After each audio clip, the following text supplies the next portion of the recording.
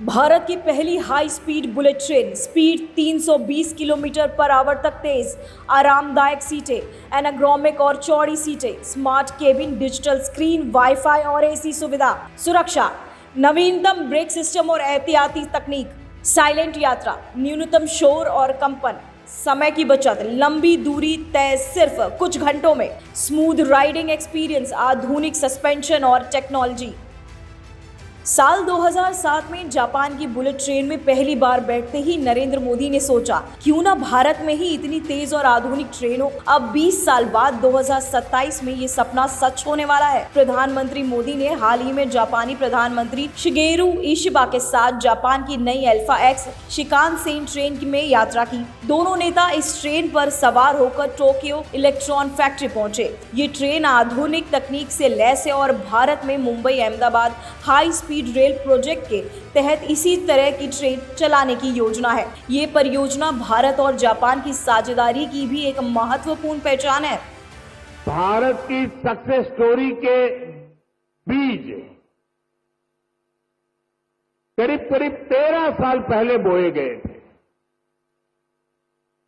2012 में जब मैं यहां का मुख्यमंत्री था, तब हमने मारुति सुजुकी को हंसलपुर में जमीन अलॉट की थी। विजन उस समय भी आत्मनिर्भर भारत का था, मेक इन इंडिया का था।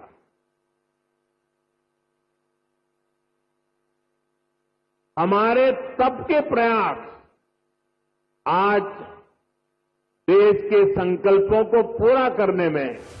जापान दौरे के दौरान पीएम मोदी ने टोक्यो इलेक्ट्रॉन फैक्ट्री का दौरा भी किया, जो दुनिया की प्रमुख चिप निर्माण इकाई है। यहाँ उन्होंने देखा कि किस तरह से देश की डिजिटल भविष्य को आकार दिया जाता है। यहीं से पीएम मोदी के मन में एक और सपना जागा, भारत की अपनी मेड इन इंडिया चिप। उन्होंने 15 अगस्त को लाल किले से ऐलान किया था कि 2027 के अंत तक भारत को अपनी पहली सेमीकंडक्टर चिप मिल जाएगी। देश में पहले से ही 6 अलग अलग सेमीकंडक्टर यूनिट्स पर काम शुरू हो चुका है और 4 नई इकाइयों को भी हरी झंडी मिल चुकी है। ये कदम भारत को डिजिटल और तकनीकी दुनिया में आत्मनिर्भर बनाने की दिशा में एक बड़ा मोड़ साबित होगा।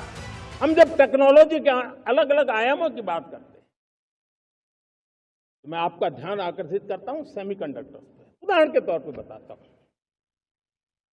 मैं यहां लाल किले से किसी सरकार की आलोचना करने के लिए खड़ा नहीं हुआ और नहीं मैं करना चाहता, लेकिन देश की युवा पीढ़ी को जानकारी होना भी उतना जरूरी है।